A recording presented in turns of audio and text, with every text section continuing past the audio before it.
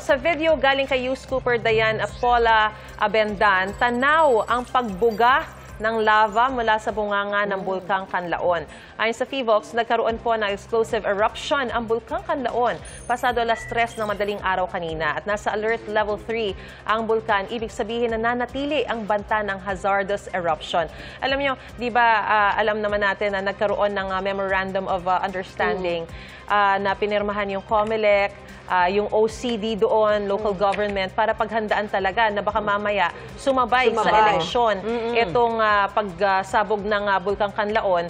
At pag nangyari yan, syempre kailangan ma-ensure yung safety ng lahat ng mga election board, yung mga guru doon, and of course yung mga botante. We hope diba? ano naman yun, in place naman yun. Dahil kung considering naman na ine-expect na yan na baka anytime, di ba? Alam mo naman pag-alboroto, wala naman makakapagsabi dyan eh.